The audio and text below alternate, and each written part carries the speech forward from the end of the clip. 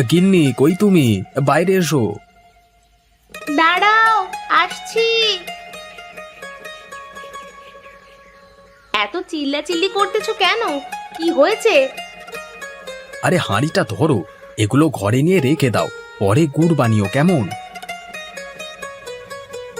এটার জন্য এত ডাকাডাকি করা লাগে? আগে যে রসগুলো এনে দিয়েছিলাম সেগুলোর গুড় তৈরি হয়েছে। হ্যাঁ, তৈরি করে রেখেছি। সেগুলো নিয়ে আসো, আমি সেগুলো বিক্রি করতে বের হব। সকালের খাবার খেয়ে তারপরে বের হও। তাহলে আমি হাত মুখ ধুয়ে আসি, তুমি খাবার রেডি করে রাখো কেমন? দেরি হলে আবার পরে বিক্রি করতে পারবো না। আচ্ছা।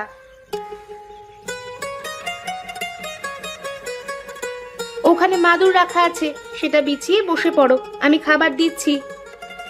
লাউ দিয়ে পাঙ্গাস মাছের তরকারি। হ্যাঁ, তরকারির নাম শুনে তো আমার জিভে পানি চলে আসলো। জলদি দাও, জলদি দাও।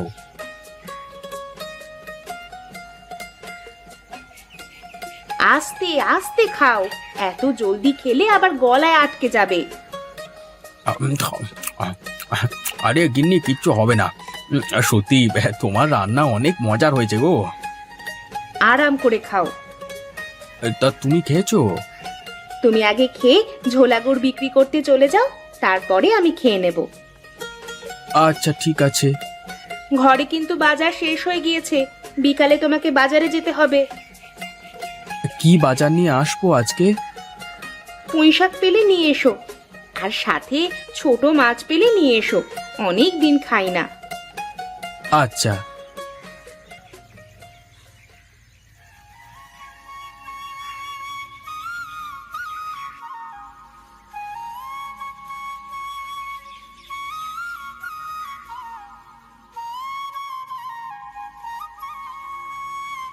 ঝোলা গুড় নেন, ঝোলা গুড়, একদম খাঁটি ঝোলা গুড় নিয়ে যান, নিয়ে যান, ঝোলা গুড় নিয়ে যান। এই ভাই দাঁড়ান, এদিকে আসেন।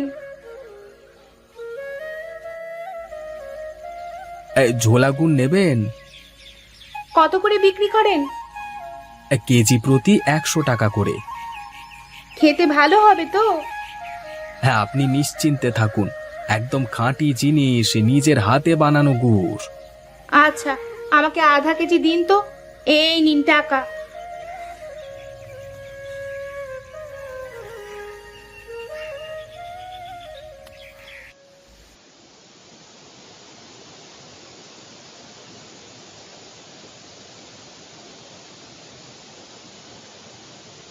বৃষ্টির মধ্যে কোনো একটা জায়গায় দাঁড়ালেই তো পারতে, তাহলেই তো আর ভিজতে না। যা জোরে বৃষ্টি হচ্ছে, মনে হয় না আজকে আর থামতো। তা গুড় বিক্রি হয়ে গেছে সবগুলো? না না, মাত্র 2 কেজি বিক্রি করেছি, আর তার মধ্যেই বৃষ্টি নেমে পড়লো। আচ্ছা, পাতিলটা আমার কাছে দাও, আর তুমি কাপড় পাল্টে ফেলো, না হলে আবার ঠান্ডা লেগে যাবে। আচ্ছা, তুমি পাতিলটা ঘরে রেখে আমার কাপড়গুলো নিয়ে এসো।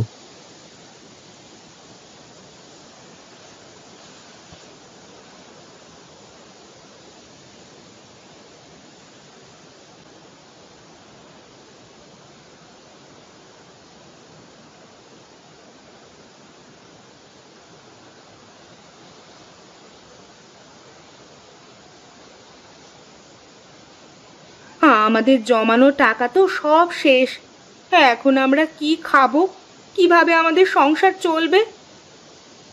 মনে হয় না পানি এখনই চলে যাবে, পানির মধ্যে তো আর গুড় বিক্রি করতে পারবে না। তাহলে কি এবার আমরা না খেয়ে থাকবো? আজকের দিনটা শুধু গুড় খেয়ে চালিয়ে দাও, আগামীকাল ঠিকই একটা ব্যবস্থা করে নেব।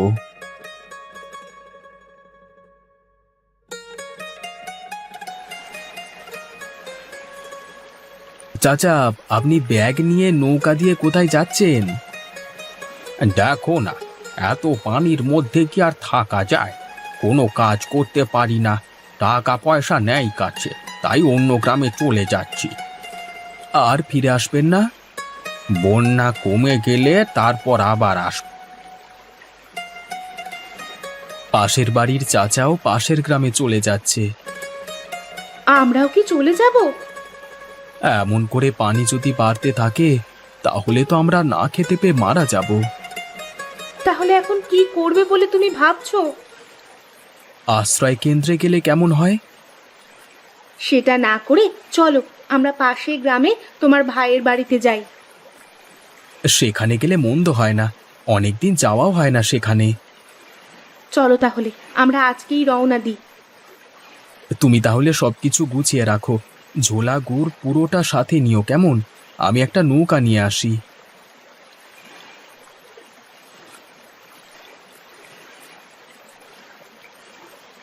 এই যে মাঝি ভাই, এদিকে আসেন।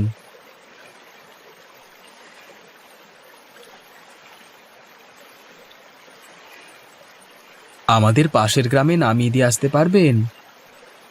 পারবো, তবে ভাড়া 40 টাকা লাগবে। ভাই, আমাদের কাছে তো অত টাকা নেই, আপনাকে আমরা ঝোলা গুড় দিতে পারবো, এটা ছাড়া আর কিছুই নেই আমাদের কাছে। আচ্ছা, তাই দেবেন।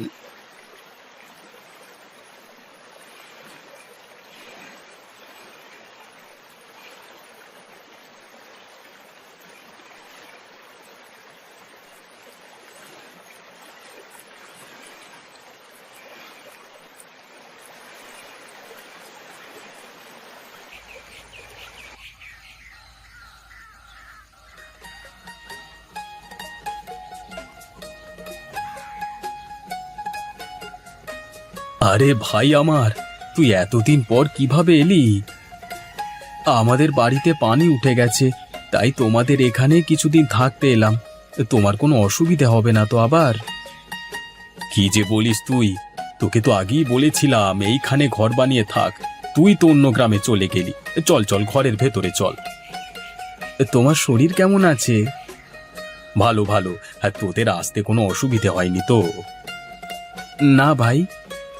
ভালো, তোরা তো অনেক দূর থেকে এসেছিস, এখন তোরা ক্লান্ত, বাকি সব পরে জানা যাবে। আগে তুই ঘরে গিয়ে একটু বিশ্রাম নে, তারপর খাওয়া দাওয়া কর। আচ্ছা, আমরা কোন রুমে থাকবো? ডান পাশের রুমটায় তো আমরা থাকি, তোরা বাম পাশের রুমটায় থাকবি। সব ব্যবস্থা করে রাখা আছে, কোনো চিন্তা নেই।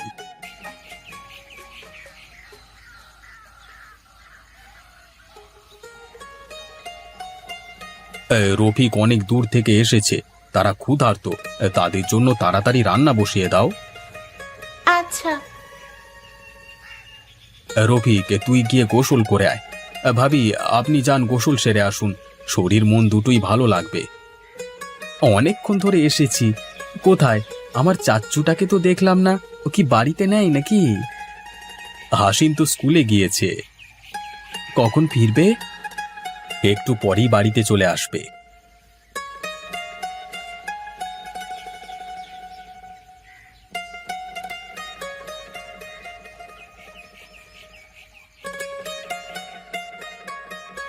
চাচ্চু, তুমি কখন এসেছো?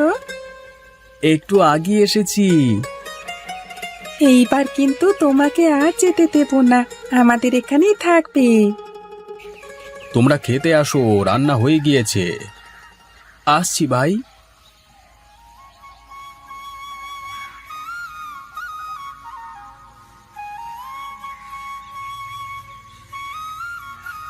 তা এখন কি করছিস তুই? ঝোলা গুড়ের ব্যবসা করছি, কিছুদিন ধরে বন্যার পানির কারণে বিক্রি করতে পারছি না। গুড় বিক্রি করে সংসার চলে? মোটামুটি চলে যায়। আমি সাথে করে সব গুড় নিয়ে এসেছি, তোমাদের এখানে কি এগুলো বিক্রি করা যাবে? বাড়ি বাড়ি গিয়ে দেখতে পারিস, বিক্রি হতেও পারে। তুই চাইলে আমার সাথে মাঠের কাজ করতে পারিস। না ভাই, ঝোলা গুড় বিক্রি করেই সুখেই দিন কেটে যাচ্ছে আমার। না করলে আর কি করবার আছে, তোর যা ইচ্ছে কর। তাহলে আগামীকাল সকালে গুড় নিয়ে গ্রামের মধ্যে বের হয়ে পড়ব। আচ্ছা যাস, এখন খাওয়া শেষ করে গিয়ে ঘুমিয়ে পড়, অনেক রাত হয়ে গেছে। গিন্নি, তুমি পাতিল থেকে কিছু গুড় বের করে ভাবিকে দিও কেমন? আচ্ছা। চাচ্চু, তুমি ঝোলা গুড় খাবে নাকি? হ্যাঁ, খাবো। এটা কেমন লাগে খেতে? ভীষণ মজার, একবার খেলে বারবার খেতে ইচ্ছে করে। তাহলে তো খেতেই হয়। গিন্নি, তুমি একটা বাটিতে করে গুড় হাসিনের হাতে দিও, কেমন? আচ্ছা।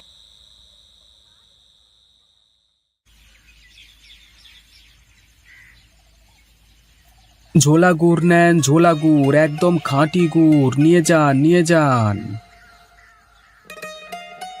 এদিকে আসুন তো, দেখি কেমন গুড় নিয়ে এসেছেন।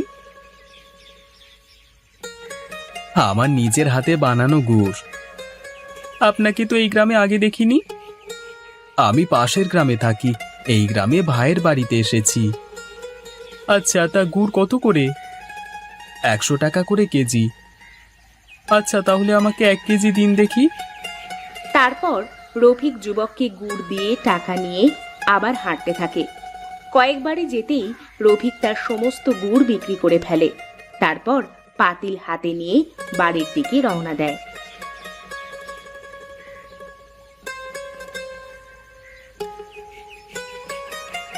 গিন্নি, গিন্নি বাইরে এসো।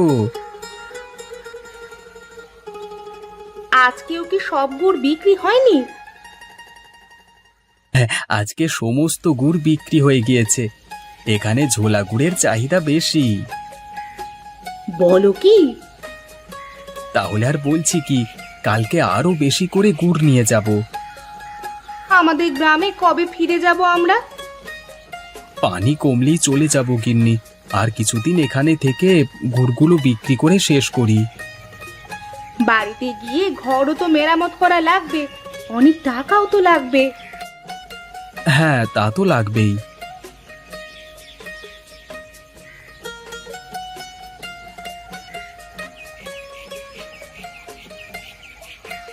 আরে রফিক, তা এখানে থাকতে তোর কোনো অসুবিধে হচ্ছে না তো? না না ভাই, সবকিছু ঠিকঠাকই আছে। আজ গুড় বিক্রি হয়েছিল? হ্যাঁ ভাই, তোমাদের গ্রামে মনে হয় ঝোলা গুড় বিক্রি কেউ করে না। বাড়িতে বাড়িতে নিয়ে যায় না, বাজার থেকে কিনে নিয়ে আসতে হয়। তার জন্যই আজকে সব গুড় বিক্রি হয়ে গেছে। তাহলে তোর গ্রাম থেকে আরো খেজুরের রস নিয়ে এসে গুড় তৈরি কর। আমার কাছে আরো বেশ কিছু গুড় আছে, সেগুলো আগে বিক্রি করি, তারপর না হয় লাগলে আবার নিয়ে আসলাম। যা ভালো মনে করিস তাই কর। যা, এখন গিয়ে ঘুমিয়ে পড়। আচ্ছা গো। কিছুদিনের মধ্যেই রফিকের গ্রামে বন্যার পানি কমতে শুরু করে। এক সময় সব পানি চলে গেলে রফিক ও তার স্ত্রী তার ভাইয়ের বাড়ি থেকে বিদায় নিয়ে নিজ গ্রামে চলে আসে।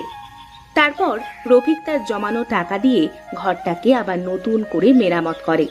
সে বাড়ির পাশের খেজুর গাছ থেকে রস নিয়ে এসে নিজের গ্রামের পাশাপাশি তার ভাইয়ের গ্রামেও বিক্রি করতে থাকে। এমন করে সে অনেক টাকা উপার্জন করে, আর তাদের কোনো অভাব থাকে না।